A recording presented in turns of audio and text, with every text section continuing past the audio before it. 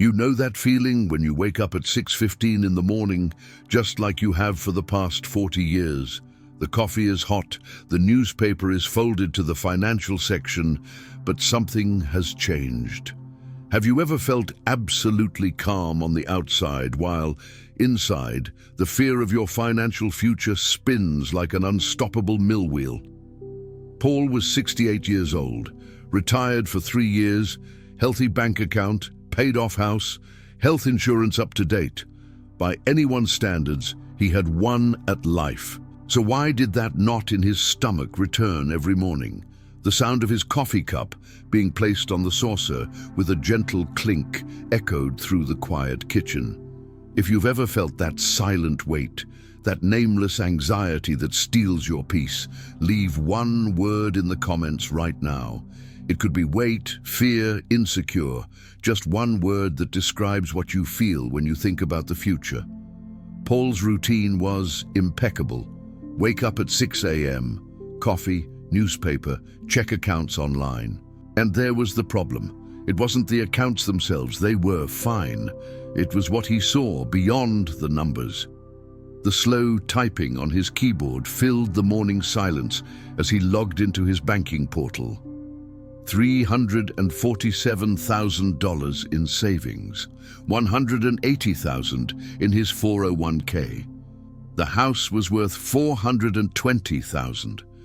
On paper, Paul was secure. But in his mind, a cruel calculator worked non-stop. What if I live to 95? What if inflation skyrockets? What if there's a crisis like 2008? Paul wasn't greedy. He was prudent. He had worked 42 years as a civil engineer, saved 20% of every paycheck, never bought expensive cars, never took extravagant trips. He did everything right.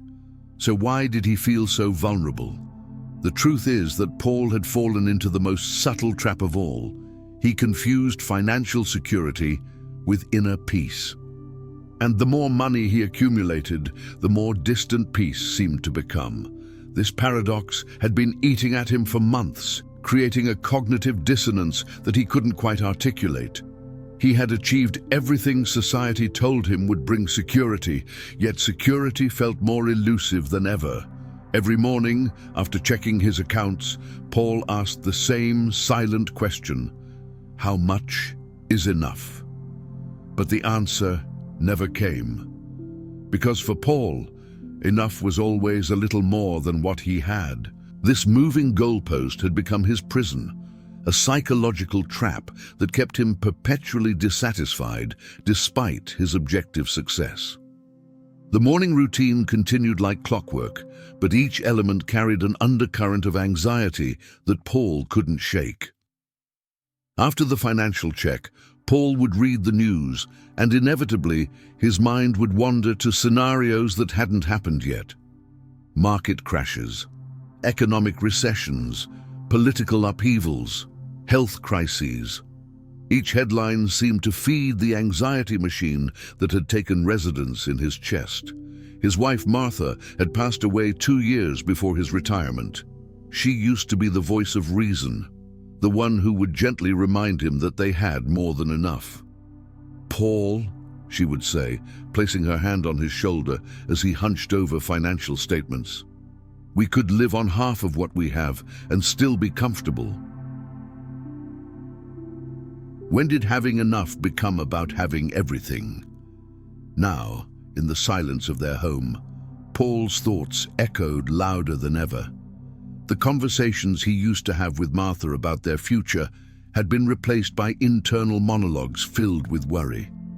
He found himself having imaginary debates with financial advisors, rehearsing conversations about market volatility that might never happen, and calculating scenarios that grew more elaborate and unlikely with each iteration. Paul had always been a planner. In his engineering career, he calculated load-bearing capacities, stress points, and safety margins. He applied the same methodical approach to his finances. Every variable was considered, every risk assessed. But unlike the concrete and steel he used to work with, the future refused to be calculated with precision. The irony wasn't lost on him.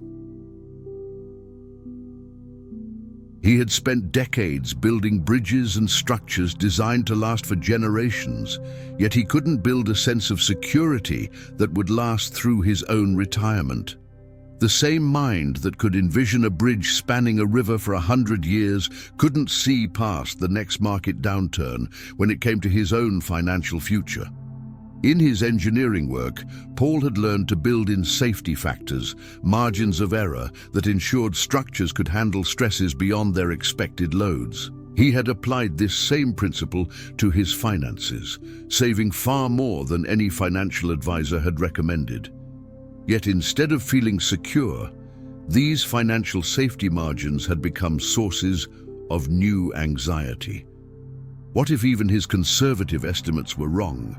What if his safety factors weren't safe enough? Friends would often comment on how lucky Paul was, lucky to have saved so much, lucky to have a pension, lucky to own his home outright. And Paul would smile and nod, because objectively they were right, but luck felt like a fragile thing, something that could be taken away as easily as it had been given. The weight of gratitude mixed with anxiety created a complex emotional cocktail that Paul struggled to understand. He felt guilty for worrying when he had so much.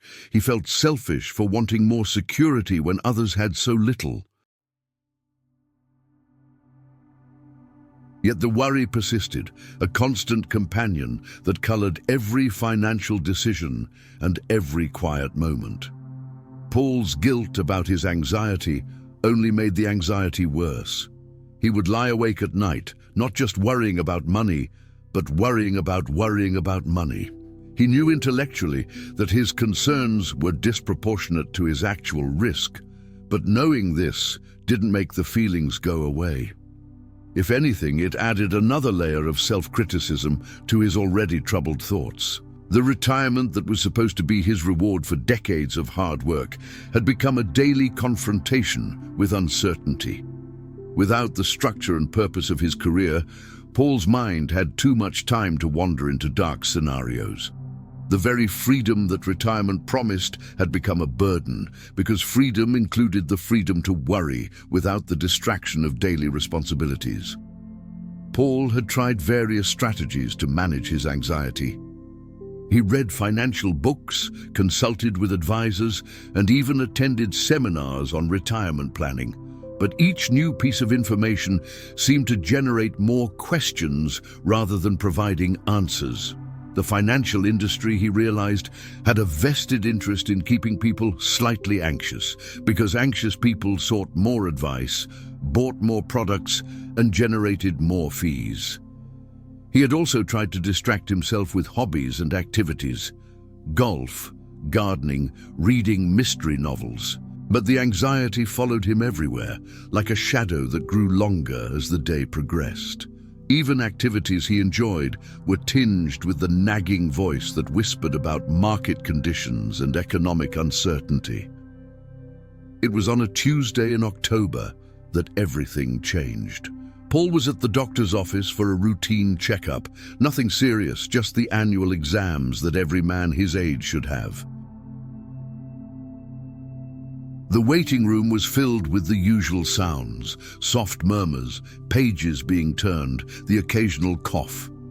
The medical building was one of those modern facilities designed to be calming, with soft lighting and nature photography on the walls. But Paul found no comfort in the artificial serenity. His mind was already racing ahead to the potential results of his tests, calculating the financial impact of various health scenarios. What if they found something serious? What if he needed expensive treatments? What if his health insurance wasn't enough? While waiting, Paul picked up an old magazine.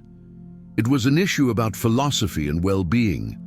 Normally, he would have grabbed a business or economics magazine, something that might give him an edge in understanding market trends or investment strategies.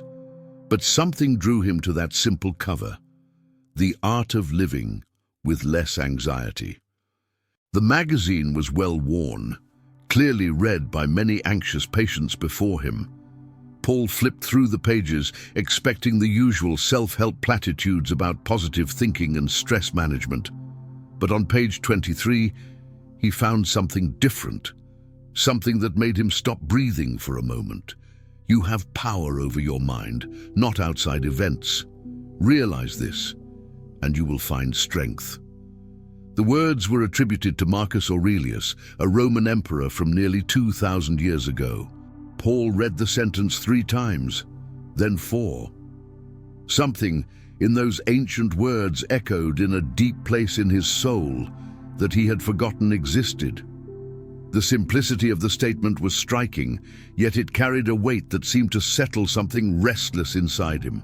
The quote was part of a longer article about Stoic philosophy, a school of thought that had emerged in ancient Greece and Rome.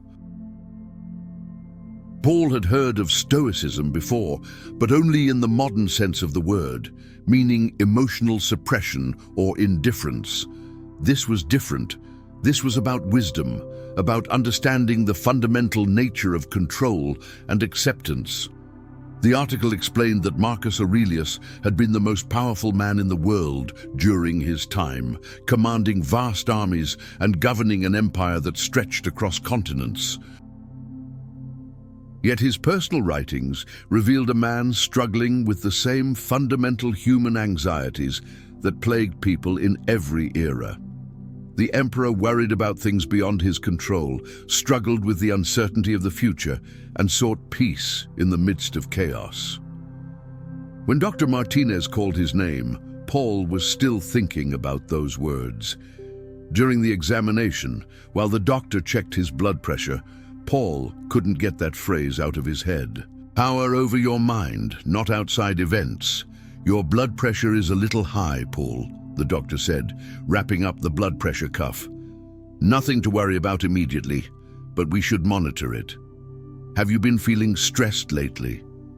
Paul almost laughed. Stressed? He was a retired man with more money than most people would see in their entire lifetime. How could he be stressed? But then he realized he was stressed every day about things he couldn't control. Financial markets, inflation, government policies, global crises, his own mortality. The doctor continued with the routine examination, checking Paul's reflexes, listening to his heart, examining his throat. But Paul's mind was elsewhere. He was thinking about all the energy he spent worrying about things that were completely outside his influence. The stock market would do what it would do, regardless of how much he worried about it. Inflation would rise or fall based on economic forces far beyond his control. Political decisions would be made by people he would never meet. Yet he had been carrying the weight of all these external factors, as if his worry could somehow influence their outcomes. As if his anxiety was a form of preparation, a way to protect himself from future disappointment or loss. Paul began to see how irrational this was. His worry didn't change outcomes. It only changed his experience of the present moment, and not for the better. Dr. Martinez noticed Paul's distraction. You seem thoughtful today, Paul. Everything all right? Paul hesitated, then decided to share. Doctor, do you ever feel like you're worrying about things you can't control? Dr. Martinez smiled knowingly. Every day. It's one of the occupational hazards of being human. But I've learned that the question isn't whether we'll face uncertainty, it's how we'll respond to it. The examination concluded with Dr. Martinez recommending some stress management techniques. Maybe some light exercise, meditation, or finding a hobby that brings joy rather than worry. Paul nodded politely, but his mind was still fixed on that quote from Marcus Aurelius. Driving home from the doctor's office, Paul found himself looking at the world differently. The traffic that usually frustrated him seemed less important. The construction delays that typically made him impatient felt like minor inconveniences rather than major disruptions. He was beginning to understand the difference between what he could control and what he couldn't. At a red light, Paul watched other drivers around him. Some were clearly agitated, drumming their fingers on steering wheels, checking their phones, visibly frustrated by the delay.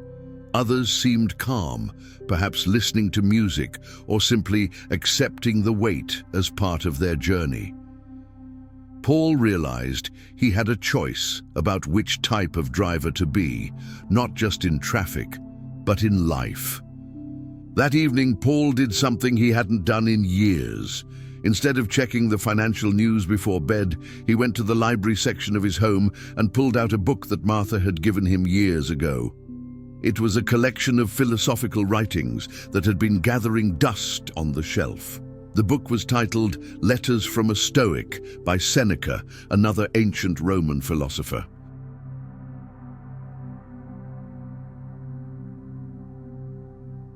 Martha had bought it for him during a particularly stressful period at work, suggesting that ancient wisdom might offer modern solutions. At the time, Paul had thanked her politely, but never opened it. Philosophy seemed impractical compared to the concrete problems of engineering and finance. Now, sitting in his reading chair with the book in his hands, Paul felt differently. He opened to a random page and read, "It is not the man who has too little, but the man who craves more, who is poor." Indeed, the words hit him like a physical blow. Here was his problem, articulated by a man who had lived 2,000 years ago. Paul spent the next several hours reading, discovering a treasure trove of practical wisdom about anxiety, control, and the pursuit of peace. Seneca had been not just a philosopher, but a wealthy businessman and political advisor. He understood the pressures of financial responsibility and the temptations of material accumulation. Yet he had found a way to navigate these challenges with wisdom and equanimity. He found the section on Stoicism and began to read about Marcus Aurelius. Here was a man who had been the most powerful person in the world at the time, commanding armies and governing an empire. Yet he wrote about the same anxieties that Paul felt. The emperor worried about things beyond his control, struggled with the uncertainty of the future, and sought peace in the midst of chaos. Marcus Aurelius had written his philosophical reflections not as a public work, but as personal notes to himself. These were the private thoughts of a man trying to find peace and wisdom in the midst of enormous responsibility and uncertainty. The fact that even an emperor struggled with anxiety made Paul feel less alone in his own struggles. One passage particularly struck Paul. "Confine yourself to the present." Marcus Aurelius had written this as a reminder to himself to stop projecting into an uncertain future and to focus on what was actually happening in the current moment. Paul realized how much of his anxiety came from living in imaginary futures rather than the actual present. 3 weeks after the doctor's visit, Paul woke up to a notification on his phone that made his heart race. Markets in free fall. Dow Jones plummets 800 points in volatile opening. The familiar surge of panic began to rise in his chest as he rushed to his computer. His hands trembled as he logged into his investment account. The screen seemed to take forever to load, each second stretching into an eternity of anticipation. When the numbers finally appeared, Paul's worst fears were confirmed. $180,000 had become $164,000 overnight. $16,000 had simply evaporated while he slept. Paul sat there, staring at the screen, feeling that familiar wave of panic rising through his chest. His breathing became shallow, his palms began to sweat, and his mind immediately began calculating worst-case scenarios. If this continued, how long before his retirement savings were gone? Should he sell everything and cut his losses? Should he move everything to cash?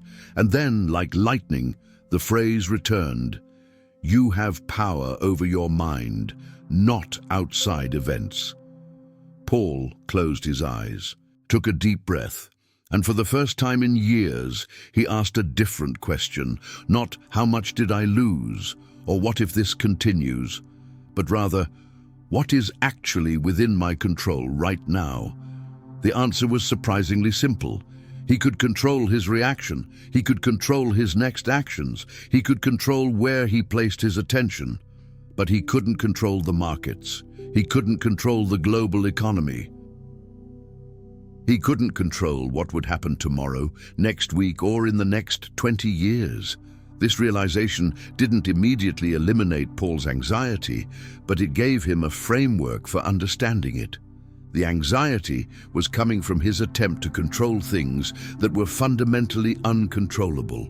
It was like trying to stop the rain by worrying about it, or attempting to change the past by feeling guilty about it. Paul remembered another quote from Marcus Aurelius that he had read the night before. "You have power over your mind, not outside events. Realize this, and you will find strength." The emperor had faced military campaigns, political intrigue, and the constant threat of assassination, yet he had found a way to maintain inner peace by focusing on what was truly within his control. For the first time in months, Paul didn't immediately check the financial news to see what experts were saying about the market drop. Instead, he made himself a cup of coffee and sat quietly, practicing what the Stoics called the discipline of desire, the practice of wanting what happens rather than demanding that what we want should happen. The market drop was a fact. It had happened. No amount of worry or regret could change it. The only question was how Paul would respond to this fact. He could respond with panic, making hasty decisions based on fear, or he could respond with wisdom, accepting what had happened and making thoughtful decisions about what to do next. Paul began to study that Roman philosopher more deeply. He discovered that Marcus Aurelius had written his philosophical reflections not as a public work, but as personal notes to himself. These were the private thoughts of a man trying to find peace and wisdom in the midst of enormous responsibility and uncertainty. The book that contained these reflections was called Meditations. Though Marcus Aurelius had never intended it for publication, it was essentially the emperor's personal journal, a record of his attempts to apply Stoic principles to the challenges of daily life. Paul found this incredibly moving. Here was the most powerful man in the world, writing reminders to himself about how to stay calm and focused. One of the central practices that Marcus Aurelius wrote about was called the view from above. This involved imagining oneself from a cosmic perspective, seeing current problems as tiny parts of a much larger whole.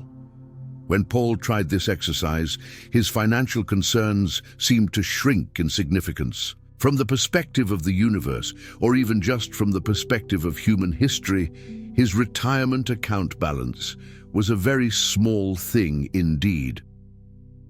Another Stoic practice that Paul discovered was called negative visualization, or premeditatio malorum. This involved deliberately imagining loss or setbacks, not to create anxiety, but to build resilience and appreciation for what one currently has. The idea was that by mentally rehearsing difficulties, one could reduce their emotional impact if they actually occurred.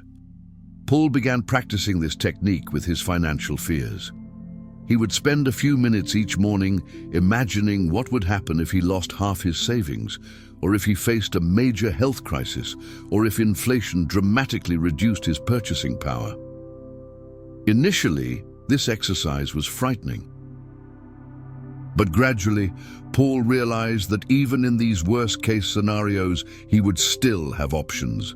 He would still have his health, his relationships, his skills, and his ability to adapt.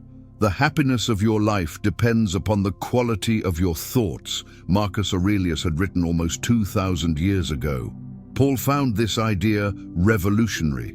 Not the quality of his circumstances, not the size of his bank account, not the performance of the stock market, but the quality of his thoughts. This insight led Paul to examine his thought patterns more carefully.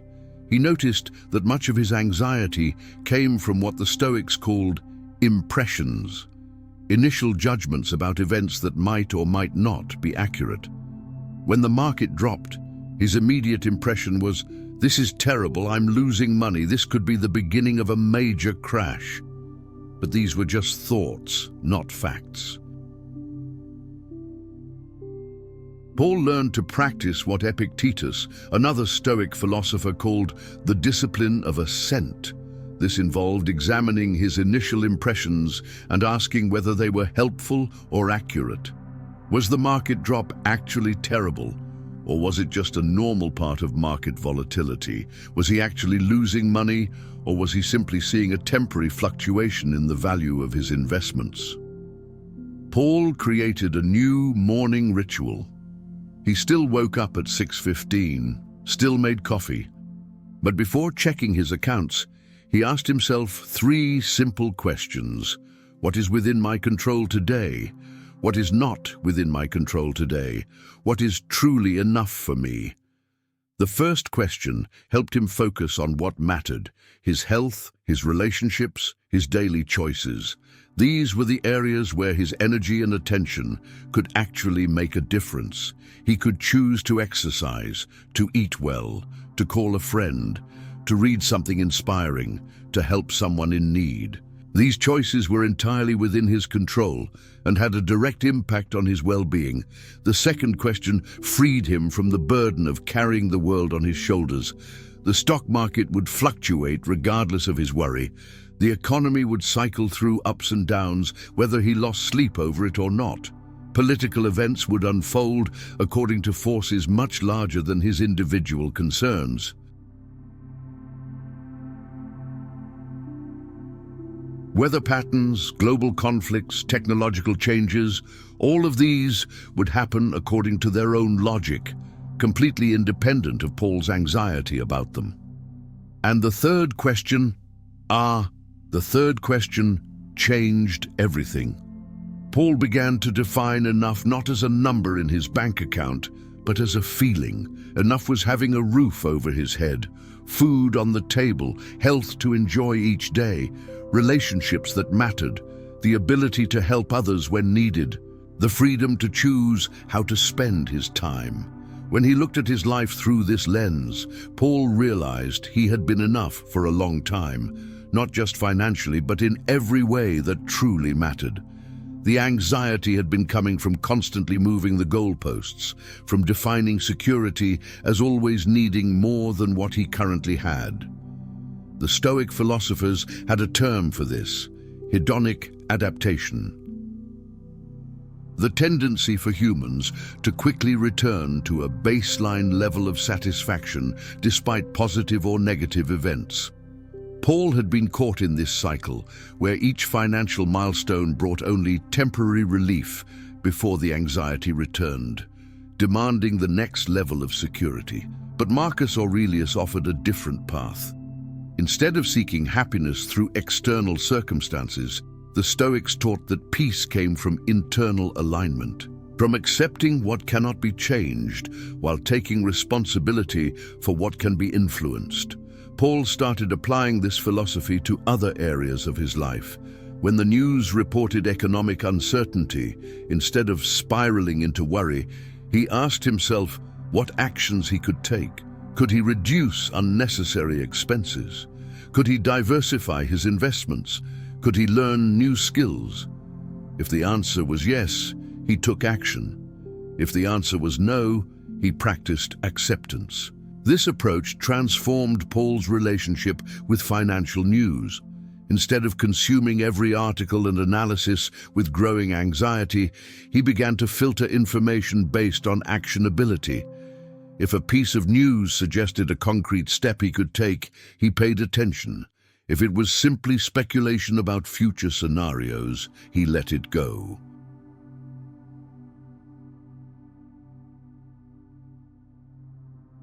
Paul also began practicing what the Stoics called the discipline of action, the idea that one should act according to virtue and wisdom rather than emotion and impulse.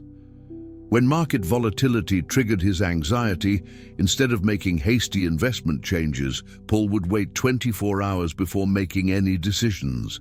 This cooling-off period allowed his rational mind to engage rather than his emotional reactions. The transformation wasn't immediate or dramatic. It was subtle, like the gradual change of seasons. Paul still felt concerned when markets dropped, but the concern didn't consume him. He still planned for the future, but he didn't let future scenarios rob him of present peace. He began to understand the difference between prudent planning and anxious rumination. Planning involved taking concrete steps based on available information. Rumination involved endless mental loops about scenarios that might never occur. Planning was productive. Rumination was destructive. Paul developed a simple test to distinguish between the two.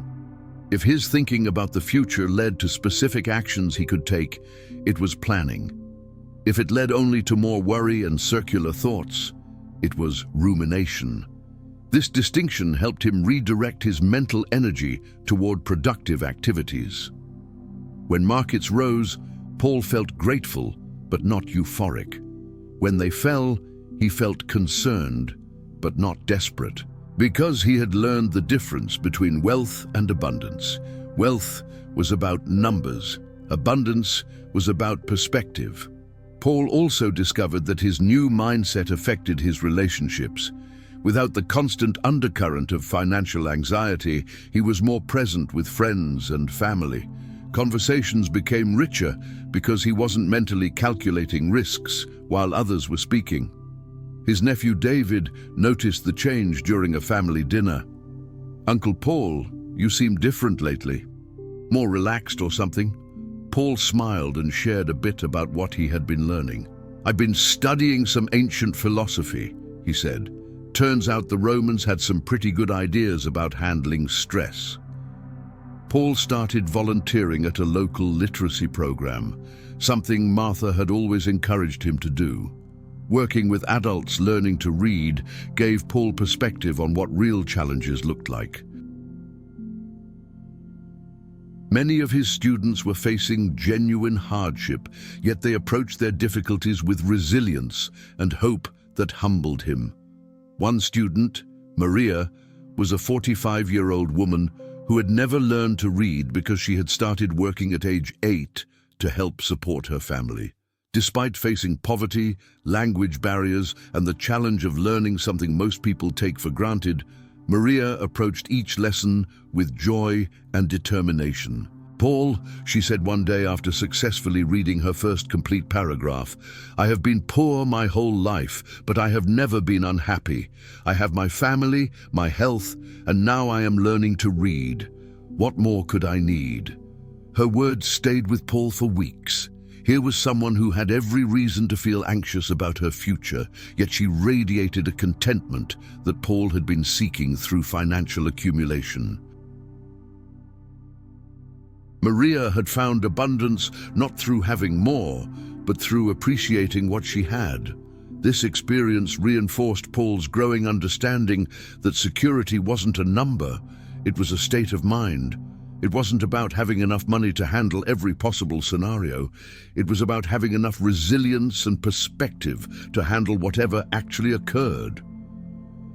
Paul began to see his volunteer work as a form of stoic practice. Seneca had written about the importance of contributing to the common good, of using one's advantages to help others. By teaching literacy, Paul was not only helping his students, but also reinforcing his own sense of purpose and connection. The Stoics believed that humans were naturally social beings, designed to work together for mutual benefit. This concept, called sympathia, suggested that individual well-being was connected to the well-being of the community. Paul found that helping others actually reduced his own anxiety by giving him a sense of meaning beyond his personal concerns. Another Stoic practice that Paul adopted was the evening review, a technique that Seneca had recommended. Each night before bed, Paul would reflect on the day, examining his thoughts and actions.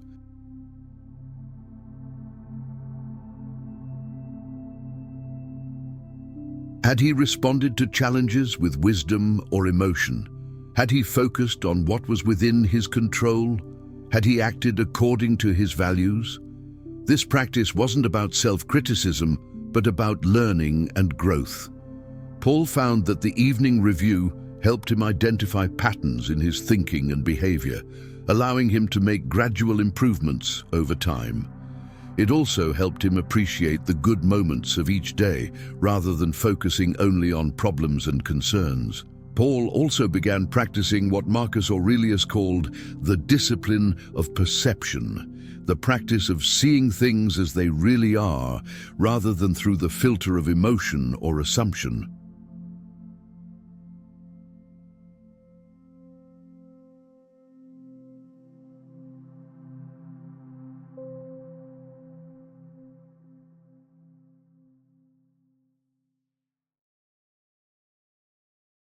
When he received his monthly investment statement, instead of immediately reacting to gains or losses, Paul would pause and ask himself, what are the facts here?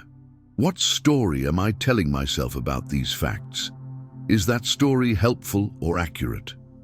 This practice helped Paul distinguish between objective reality and his subjective interpretation of that reality.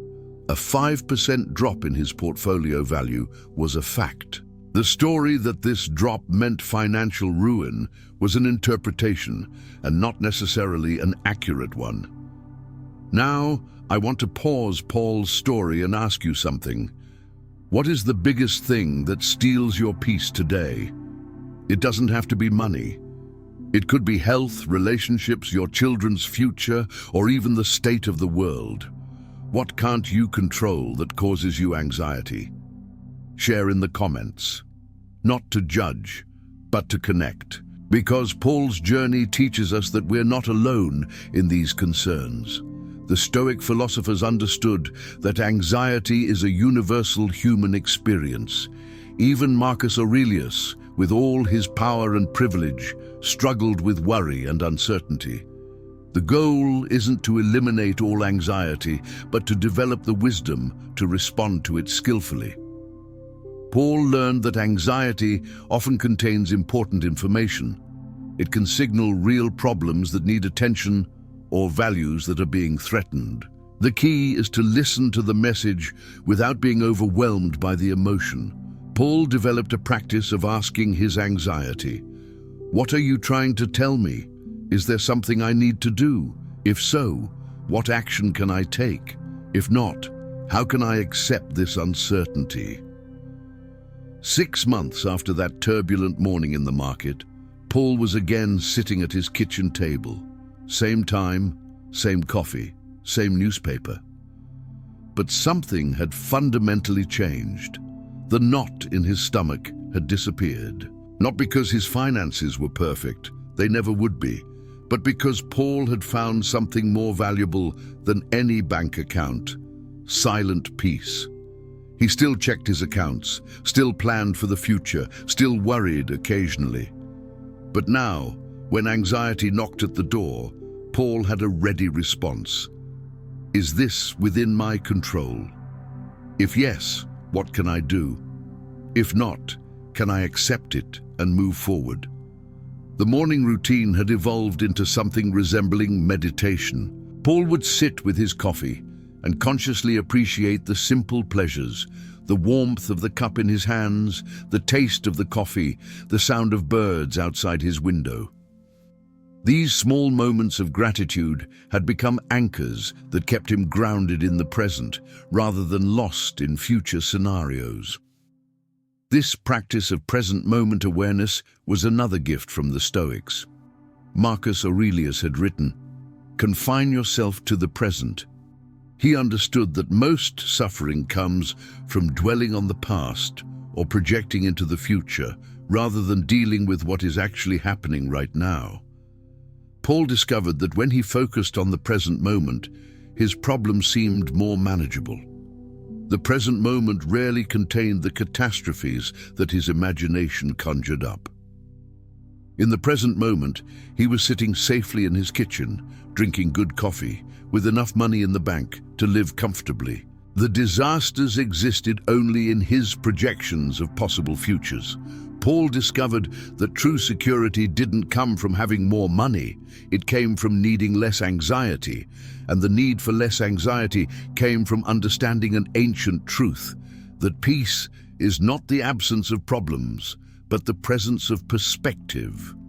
He began to see his financial resources not as a fortress to protect him from all possible futures, but as tools to create the life he wanted to live today. Money became a means rather than an end, a resource for experiences and generosity rather than a scorecard for security. This shift in perspective was profound.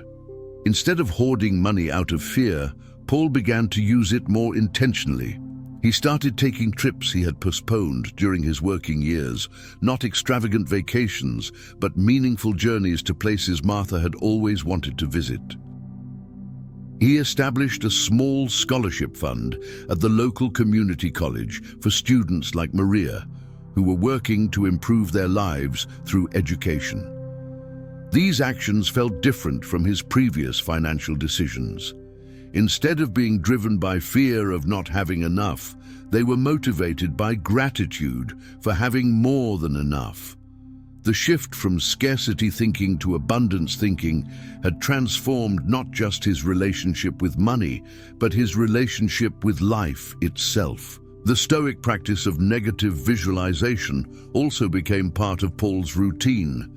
Instead of avoiding thoughts about potential losses, he would occasionally imagine losing everything and ask himself how he would respond.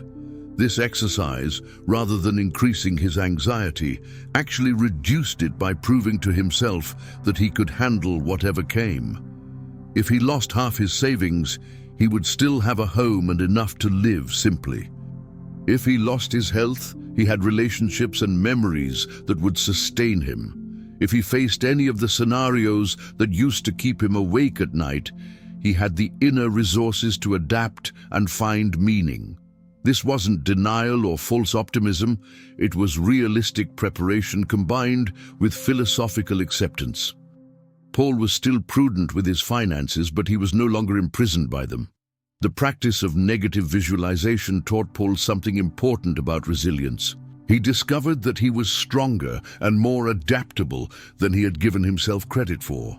The scenarios that seemed catastrophic when viewed from a distance became manageable when examined closely. This realization gave him confidence to face uncertainty without being paralyzed by it. The transformation extended to how Paul viewed his legacy.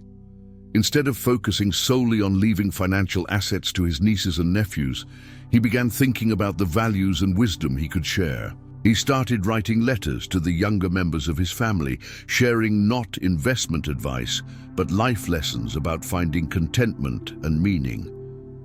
In one letter to his nephew David, Paul wrote, "I used to think that security came from having enough money to handle any crisis. Now I understand that security comes from having enough wisdom to handle any crisis. Money can be lost, but wisdom, once gained, becomes part of who you are." Paul's story illustrates a fundamental truth that the ancient Stoics understood.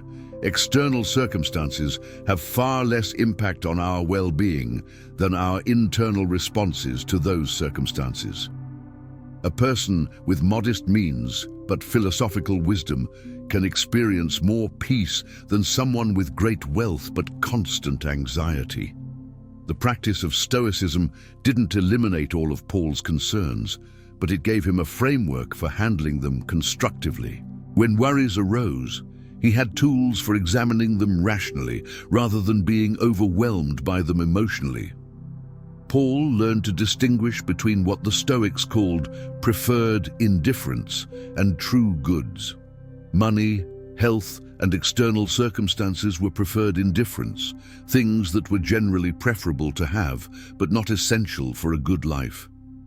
True goods were things like wisdom, virtue, and inner peace, things that could not be taken away by external circumstances. This distinction helped Paul maintain perspective during both good times and bad. When his investments performed well, he was grateful but not attached. When they performed poorly, he was concerned but not devastated.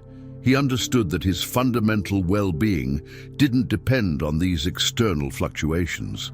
Today, at 69 years old, Paul still has roughly the same amount in his bank account, actually a little less due to normal market fluctuations and his increased charitable giving. But he sleeps better, smiles more, and when someone asks if he's financially secure, Paul responds, "I have enough." And enough is abundance when you know what really matters. The word enough had taken on new meaning for Paul. It wasn't a specific dollar amount or a particular lifestyle. It was a recognition that he had what he needed for a meaningful life. Enough health to enjoy his days. Enough resources to live comfortably and help others. Enough time to pursue interests and maintain relationships. Enough wisdom to appreciate the present rather than constantly worry about the future. Paul's journey from anxiety to acceptance wasn't about changing his external circumstances, it was about changing his internal relationship with those circumstances. The money was the same, but the man counting it had been transformed.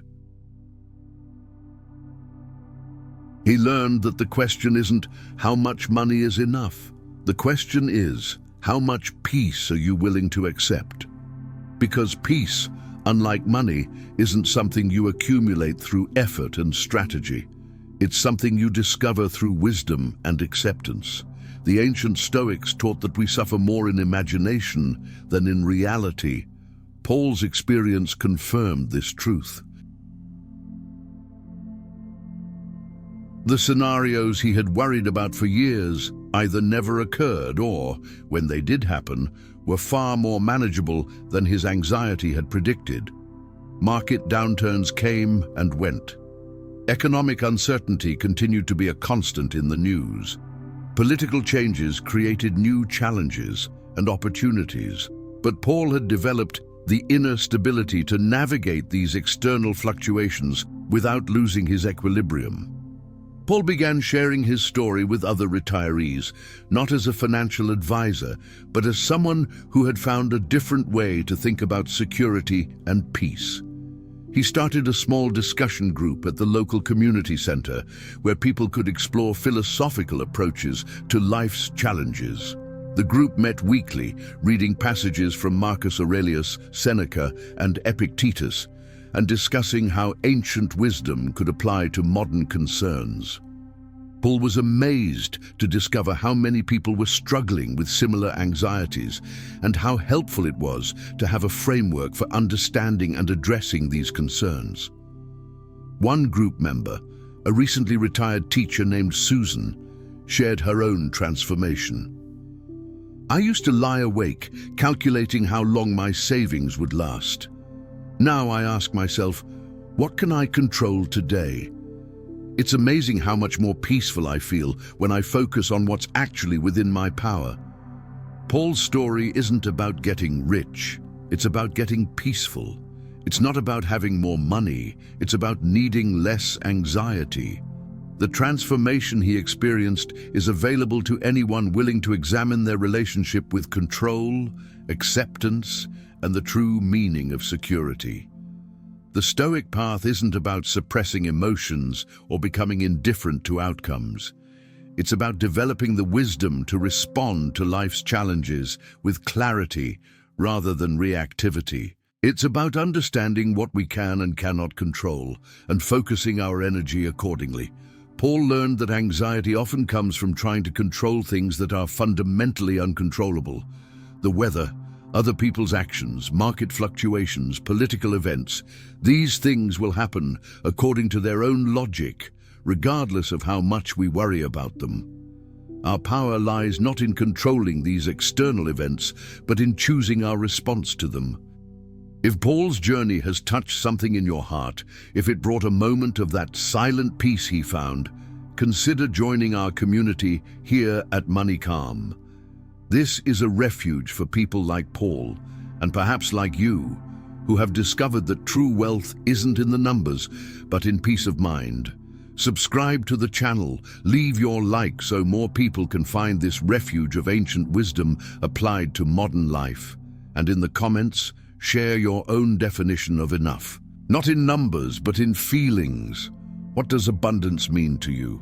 Because in the end, the question isn't how much money is enough. The question is, how much peace are you willing to accept?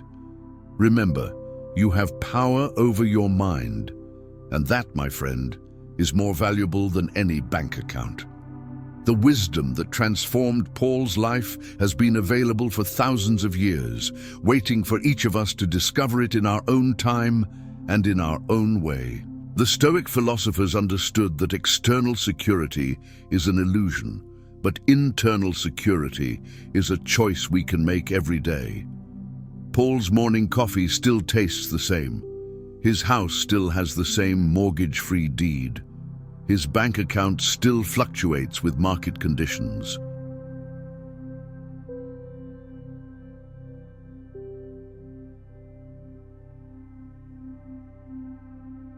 But the man experiencing all of these things has found something that no external circumstance can take away. The peace that comes from knowing the difference between what we can control and what we cannot, and having the wisdom to focus our energy accordingly. This is the gift of ancient wisdom applied to modern anxiety. This is the path from financial fear to philosophical freedom. This is how a man who thought more money would bring peace discovered that peace was available all along, waiting not in his bank account, but in his understanding of what truly matters. The Stoic practices that transformed Paul's life are simple but not easy. They require daily commitment and constant practice, but the rewards are profound. Freedom from anxiety, clarity in decision-making, and the deep peace that comes from aligning with wisdom rather than fighting against reality. Marcus Aurelius wrote, "Very little is needed to make a happy life. It is all within yourself, in your way of thinking." Paul discovered the truth of these words not through philosophical study alone, but through the daily practice of applying ancient wisdom to modern challenges. The Emperor's Journal, written nearly 2,000 years ago, had spoken directly to a retired engineer in 21st century America. This is the timeless power of wisdom. It transcends culture, era, and circumstance, offering guidance to anyone willing to listen and learn. Paul's transformation reminds us that we all have access to this same wisdom. We all have the power to choose our response to life's uncertainties. We all can learn to distinguish between what we can and cannot control. We all can discover that enough is not a number, but a state of mind. The path from anxiety to peace is not about changing our circumstances, but about changing our relationship with our circumstances. It's about finding the courage to accept what we cannot change and the wisdom to act on what we can. It's about discovering that true security comes not from having more, but from needing less. Not from controlling everything, but from accepting what we cannot control while taking responsibility for what we can. This is Paul's gift to us, the demonstration that it's never too late to find peace, that wisdom is available to anyone willing to seek it, and that the most valuable treasures are not stored in bank accounts, but in the depths of a well-lived life.